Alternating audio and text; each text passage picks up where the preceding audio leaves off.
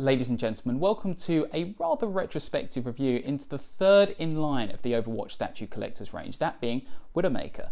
I've had this statue for quite a few months now, and rather than just unbox her and have her sit on my shelf judging me from a distance, I thought I'd unbox her and do a bit of a review, getting underneath the pros and cons of this particular statue, and also try and answer the question of whether you would want to consider buying into this premium range. So, without further ado, let's unbox Widowmaker.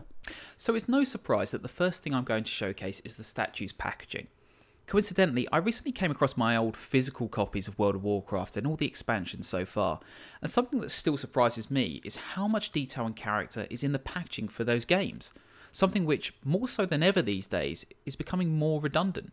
I know we're dealing with a statue here, but it's nice to know that Blizzard has been producing great characterful packaging for its products for years, and the box to Widowmaker is no exception. We get the iconic Overwatch logo across the front, Widowmaker's own icon, and some really nice exhibition photos of the statue itself.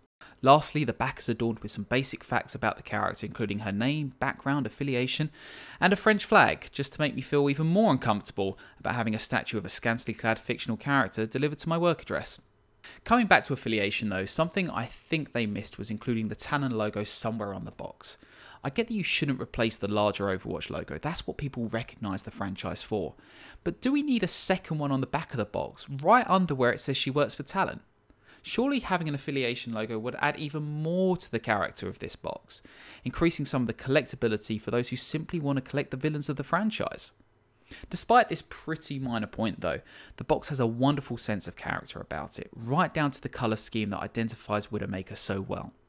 To me, you're not just buying an Overwatch statue with these purchases. The box is telling you very clearly that you're specifically buying a Widowmaker collectible. And that's a great feeling to have if you're someone with a passion for a particular character in this franchise, strengthening that sense of fandom. Now, dragging myself away from the packaging for a moment, let's unbox the statue itself. When you open up the box, you're going to be greeted with the carefully composed instructions to this premium and expensive collectible. Chuck them aside immediately. Turning to external help is something for World of Warcraft fans, but this is an Overwatch collectible. And, as in Overwatch, I'm going to go with my gut feeling and screw whoever tells me otherwise. And I suggest you do the same. You'll then be greeted by a pretty hefty chunk of polystyrene, split up into a sort of sandwich structure. On one side, you'll find the lady herself, pretty much in one piece, with her iconic weapon closely at hand, and a copious amount of silicone gel for some reason. Does anyone actually know what this is for? I think it's to deal with moisture or something like that, but in any case, don't eat it and chuck it wherever you threw the instructions. On the other side, you'll find the base with its stamp of authenticity, or as close as you get to one with this statue. Again emblazoned with the Overwatch logo. Still think it should have been Talon's. You'll also find her ponytail, which uses a spike to attach it to the model, so just be careful of that. With the polystyrene cleared and your carpet suitably hoovered, it's time to inspect the items and mentally prepare yourself for the perilous task of assembly ahead. Now, when approving this model, Jeff Kaplan must have looked at competitive Overwatch and realised that fans are simply incapable of doing anything with more than 3 simple steps.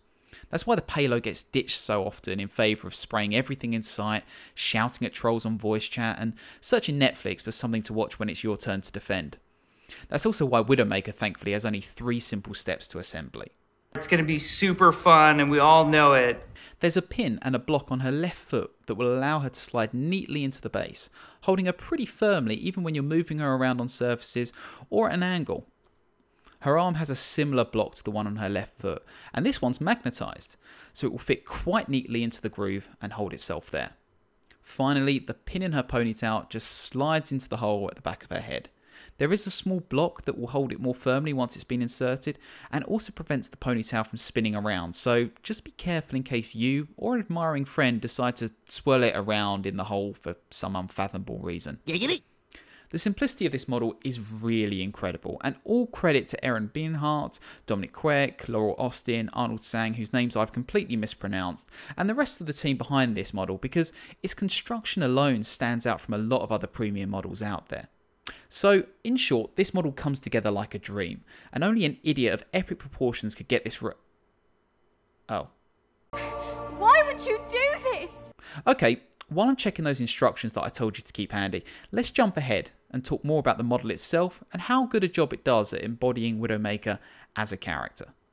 Widowmaker, or Amélie Lacroix, is one of Overwatch's most prominent characters, appearing in the Reveal cinematic and many of the cinematic and comic extensions of the lore since. She plays the role of Talon's elite sniper, a cold and ruthless killer with an almost inhuman focus on her targets.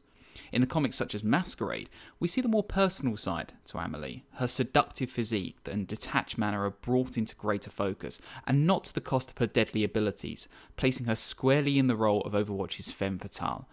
We even see her in comics such as Reflections, and see a hint of the deep personal sorrow she hides behind that otherwise indifferent personality, teasing us at possible themes of redemption or revenge to come. So, how well does the statue do in capturing all the different elements behind Widowmaker's character? Well, in short, exceedingly well. The statue presents Widowmaker at a moment reminiscent of many of her cinematic appearances, receiving orders no doubt from one of her Talon agents as she gazes on from high at her target. In the game, Widowmaker isn't a character to act entirely alone. Her abilities focus on gaining excellent vantage points on her foes and then feeding that information back to her allies. The positioning of her gun in this pose is particularly interesting, held not ready for the shot, but down at her side. Even more so, it's held behind her, not only allowing a greater focus on her slender figure, but capturing her confidence in the field. As she watches her target, she feels no need to hold her weapon ready. She is entirely secure in the knowledge that she is unseen and out of danger, even while she stands tall among her surroundings. As I mentioned, the placement of her weapon also allows greater focus on her physique, and particularly a greater focus on her legs. Much like Tracer, Widowmaker's design intends to emphasise agility. Both characters are able to navigate the battlefield with speed and an element of grace. No doubt the reason they make such great antagonists in the Alive cinematic. However, in contrast to Tracer, whose pose captures more of her playstyle, the statue of Widowmaker uses the pose to emphasise more of her inner personality. Her legs stand apart, carefully illustrating more of her self-assurance.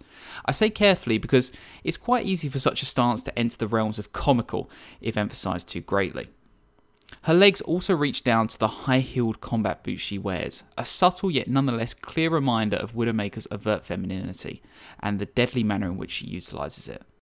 Now it's here that I should probably talk about one issue I have with the statue, and it relates to that pin that holds her foot in place. On my version, it doesn't seem to sit comfortably in the groove that it has for it. I don't know whether the pin is too long or it's sitting at a weird angle. I think it's the latter. But her foot doesn't fully go into the base, and as a result she kind of hovers by less than an inch off the base and kind of tilts her at a bit of a weird angle. So I don't know if there's a tool that can fix that. I'm sure I'll be able to fix it in time, but it's just a somewhat disappointing note that I have to perform a bit of DIY on the statue just to get it to sit right. Now, much like any statue, the paint job can make or break the overall composition, especially when you're dealing with hand-painted models like these. I have to say though that the overall paint job on Widowmaker is really great. The contrast between the torso section of her bodysuit and the rest of it really helps to elongate her figure, further emphasising some of the traits mentioned earlier. The shine of the purple also captures natural light brilliantly, meaning that the figure can adapt well to wherever you decide to place her.